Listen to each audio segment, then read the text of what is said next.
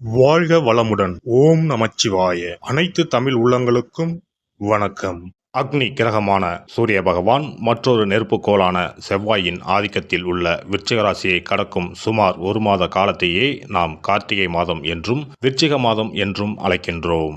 துலாம் ராசியில் தனது வீரியத்தை தானே குறைத்து கொண்ட சூரிய பகவான் மீண்டும் தனது பூரண வீரியத்தை பெற்று வலம் வரும் மாதமே கார்த்திகை மாதம் எனவும் விருச்சிக மாதம் எனவும் கூறுகின்றோம்.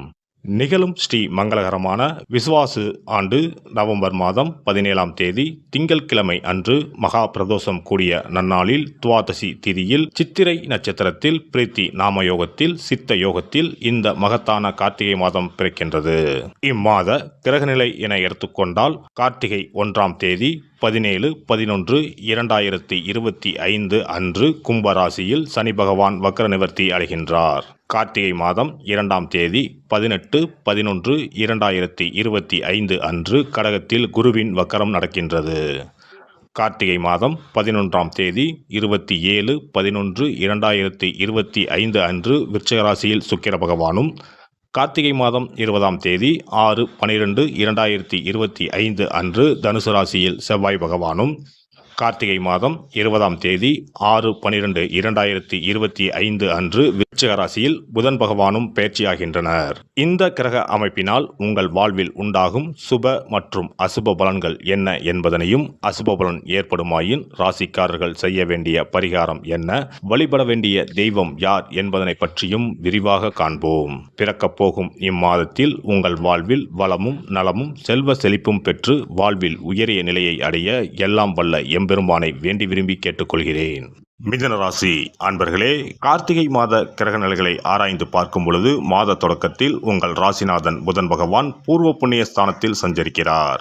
அவரோடு பலம் பெற்று சுக்கிரன் இணைந்து புத சுக்கிர யோகத்தை உருவாக்கும் விதத்தில் இருப்பதால் செல்வ நிலை உயரும், செயல்பாடுகளில் வெற்றி கிடைக்கும், ஆரோக்கியம் சீராகும், தொழில் வளர்ச்சியில் இருந்த இடையூறு அகலும், குடும்பத்தில் உள்ள பெரியவர்கள் குழந்தைகளால் வரும் பிரச்சனைகளை சமாளித்து விடுவீர்கள். நீண்ட நாளாக எதிர்பார்த்த ஒரு சில நல்ல காரியங்கள் இப்பொழுது நிறைவேறும். மாத தொடக்கத்தில் குரு பகவான் உங்கள் ராசிக்கு 2ஆம் இடத்தில் உச்சம் பெற்று சஞ்சரிக்கிறார். எனவே தனஸ்தானம் வலுவடைகின்றது. ஆனால் அவர் கார்த்திகை 2ஆம் தேதி முதல் வக்கரம் பெறுகிறார். எனவே வருமானத்தில் தட்டுப்பாடுகளும் வரலாம். தசாபுத்தி பலம் இழந்திருப்பவர்களுக்கு கடன் கைமாற்று வாங்கும் சூழல் உருவாகும். உத்தியோகத்தில் உள்ளவர்கள் நல்ல பொறுப்பில் இருந்து நீக்கப்பட்டு சாதாரண பொறுப்பிற்கு மாற்றப்படலாம். குடும்பத்தில் பல பிரச்சனைகள் மீண்டும் தலை தூக்கும். விட்டு கொடுத்து செல்வது நல்லது. மாதத்தின் தொடக்க நாளிலேயே பாக்கியஸ்தானத்தில் சஞ்சரிக்கும் சனி பகவான் வக்ர நிவர்த்தியாகிறார். அதே நேரம் உங்கள் ராசிக்கு அஷ்டமாபதியாகவும் விளங்குபவர் சனி பகவான். எனவே இக்காலத்தில் நன்மையும் தீமையும் கலந்தே நடைபெறும். நம்பிக்கையோடு நடைபெறும் என்று நினைத்த ஒரு சில காரியங்கள் நடைபெறாமல் போகலாம். ஆனால் எதிர்பாராத விதத்தில் ஒரு சில நல்ல தகவல்களும் வந்து சேரும். வழக்குகள் முடிவடையாமல் இழுபறியாகவே இருக்கும். ஒரு சிலருக்கு புதிய வழக்குகள் உருவாகலாம். கார்த்திகை மாதம் 11ஆம் தேதி விருச்சிக ராசிக்கு சுக்கிர பகவான் செல்கின்றார். உங்கள் ராசிக்கு 5 மற்றும் 12 ஆகிய இடங்களுக்கு அதிபதியானவர் சுக்கிர பகவான். 12க்கு அதிபதி 6ஆம் இடத்திற்கு வரும்பொழுது சில நல்ல சம்பவங்கள் நடைபெறும். குறிப்பாக உத்தியோகத்தில் மாற்றங்களை எதிர்பார்த்து காத்திருந்தவர்களுக்கு அது நடைபெறும். புகழ்பெற்ற ஆலயங்களுக்கு சென்று வழிபட்டு வர வேண்டும் என்று சிந்தித்தவர்களுக்கு அது கைகூடும். வழக்குகளில் திருப்பம் ஏற்படும். பிள்ளைகளின் எதிர்கால முன்னேற்றம் கருதி எடுத்த முயற்சிகளில் வெற்றி கிடைக்கும். அரசு வழி ஆதரவு உண்டு. கார்த்திகை மாதம் 20ஆம் தேதி தனுசு ராசிக்கு செவ்வாய் பகவான் செல்கிறார். உங்கள் ராசிக்கு 6 மற்றும் 11ஆம் இடங்களுக்கு அதிபதியானவர் செவ்வாய் பகவான். அவர் சப்தம ஸ்தானத்திற்கு வரும் இந்த நேரம் இடமாற்றம், ஊர் மாற்றம் வரலாம். உத்தியோகத்தில் உள்ளவர்களுக்கு நல்ல நிறுவனங்களில் இருந்து அழைப்புகள் வரலாம். கொடுக்கல் வாங்கலில் இருந்த பிரச்சனைகள் ஒவ்வொன்றாக அகலும். இளைய சகோதரருடன் இணக்கம் ஏற்படும். கல்யாண முயற்சிகளில் இருந்த தடைகள் அகலும். பூமி விற்பனையில் ஆர்வம் காட்டுவீர்கள். கார்த்திகை மாதம் 20ஆம் தேதி விருச்சிக ராசிக்கு புதன் பகவான் வருகின்றார். உங்கள் ராசிக்கும் 4ஆம் இடத்திற்கும் அதிபதியானவர் புதன் பகவான். அவர் 6ஆம் இடத்திற்கு வருவது யோகம்தான். நிறைந்த தனலாபம் தரக்கூடிய விதத்தில் சில வாய்ப்புகள் இல்லம் தேடி வரும். புதிய நண்பர்கள் அறிமுகமாவார்கள். பிரபலமானவர்களின் பின்னணியில் சுபகாரியங்கள் நடைபெறும். புதிய தொழில் தொடங்கும் திட்டங்கள் வெற்றிகரமாக நிறைவேறும். கல்விக்காகவும் கலை சம்பந்தமாகவும் எடுத்த முயற்சிகள் கைகூடும். பொது வாழ்வில் உள்ளவர்களுக்கு நல்ல பொறுப்புகள் கிடைக்கும். வியாபாரம் மற்றும் தொழில் செய்பவர்களுக்கு கணிசமான தொகை கைகளில் புரளும். உத்தியோகத்தில் உள்ளவர்களுக்கு உயர் பதவி உண்டு. மாணவ மாணவியர்களுக்கு பெற்றோர் ஆசிரியர்களின் ஆதரவு உண்டு. பெண்களின் எண்ணங்கள் ஈடேறும். வருமானம் திருப்தி தரும். நல்ல வாய்ப்புகளை சற்று தாராளமாகவே அள்ளித்தரும்படி முக்கிய கிரகங்கள் அனுகூலமாக சஞ்சரிப்பதால் வாய்ப்பினை சரியாக பயன்படுத்திக் கொள்ளுங்கள். சனி பகவான் மற்றும் ராகு பகவானின் கூட்டுச் சேர்க்கை நிகழ்ந்துள்ளதால் பாக்கியஸ்தானத்திற்கு சிறிது தோஷம் ஏற்பட்டுள்ளது. அதன் விளைவாக தேவையற்ற செலவுகளில் பணம் விரயமாகும். சனி மற்றும் ராகுவிற்கு பரிகாரம் அவசியம். அருகில் உள்ள திருக்கோவில் ஒன்றில் சனிக்கிழமைகளில் மாலையில் தீபத்தில் சிறிது பசுனை அல்லது எள் எண்ணெய் சேர்த்து தரிசித்து விட்டு வருவது உடனுக்குடன் பலன் அளிக்கும். இம்மாதம் அபிராமி அம்மன் வழிபாடும் நன்மையை தரும். பணத்தேவையை பூர்த்தி செய்யும் நாட்கள் நவம்பர் 17, 27, 28, டிசம்பர் 2, 3, 8, 9. மகிழ்ச்சி தரும் வண்ணம் பச்சை. சிறப்பு பரிகாரம். கழுத்தை நெரிக்கும் கடன் தொல்லையா? தடையின்றி வீட்டில் பணம் புழங்க கை கொடுக்கும் வெள்ளம் பரிகாரம். எவ்வளவு சம்பாதித்தாலும் கடன் தொல்லைகள் விரட்டி வருகிறதா? கழுத்தை நெரிக்கும் பிரச்சனைகளிலிருந்து விடுபட எளிய பரிகாரங்களை செய்து அதிலிருந்து மெல்ல மெல்ல மீண்டு வரலாம். பெரும்பாலும் கடனில் மூழ்கி இருப்பவர்களுக்கு நிம்மதி என்பதே இருக்காது. ஒவ்வொரு நாளும் ஒவ்வொரு யுகமாக நகரும். சொல்ல முடியாத அளவுக்கு மன உளைச்சலுக்கும் ஆளாவார்கள். இது போன்ற தொந்தரவில் சிக்கியுள்ளோர் பச்சரிசி பரிகாரங்களை செய்யலாம்.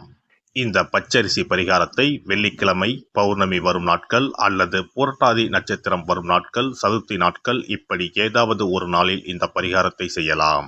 பிரம்ம முகூர்த்தத்தில் செய்வது மிகவும் நல்லது. இதற்கு ₹1 நாணயம் மொத்தம் 11 எடுத்துக்கொள்ள வேண்டும். நாட்டு மருந்து கடைகளில் கிடைக்கும் புனுகு என்ற பொருள், ஜாதிக்காய், ஏலக்காய் போன்றவற்றையும் வாங்கி வைத்துக் கொள்ள வேண்டும். இப்போது 11 நாணயங்களின் மீதும் இந்த புனுகை சிறிது தடவி விட வேண்டும். மஞ்சள் அல்லது சிவப்பு நிற பருத்தி துணி ஒன்றை எடுத்துக்கொண்டு புனுகு தடவிய நாணயம், ஏலக்காய், ஜாதிக்காய் போன்றவற்றையும் அதில் போட்டு அனைத்தையும் முடிச்சு போட்டு ஒரு பாத்திரத்தின் உள்ளே வைத்துவிட வேண்டும். இந்த பாத்திரத்தின் மீது பச்சரிசியை கொட்டி மூடிவிட வேண்டும். குடும்பத்தில் அதிக சம்பளம் பெறும் நபர்கள் தூங்கும் இடத்தில் இதனை வைத்துவிட்டால் போதும். 48 நாட்களுக்கு இதனை தொடாமல் இருக்க வேண்டும். 48 நாட்கள் கழித்து பாத்திரத்தில் உள்ள ஏலக்காய், ஜாதிக்காய் ஆகியவற்றை தண்ணீரில் விட்டுவிட வேண்டும். பச்சரிசினை எறும்புகளுக்கு தானம் செய்து விடலாம். இதனால் பண கஷ்டம் நீங்கி பணம் பெருக துவங்கும் என்பது நம்பிக்கை. அதேபோல 27 மொச்சை கொட்டைகளுடன் சிறிது வெல்லத்தையும் எடுத்து உள்ளங்கையில் வைத்துக்கொண்டு ஓம் ஸ்ரீ மகாலட்சுமி தாயே போற்றி என்ற மந்திரத்தை 27 முறை சொல்ல வேண்டும். பிறகு ஒரு தண்ணீர் உள்ள ஒரு பாத்திரத்தில் மொச்சக்கொட்டை, வெல்லத்தையும் சேர்ந்து கலந்து பசுமாட்டுக்கு தரலாம் அல்லது ஓடும் ஆற்றில் கரைத்து விடலாம்.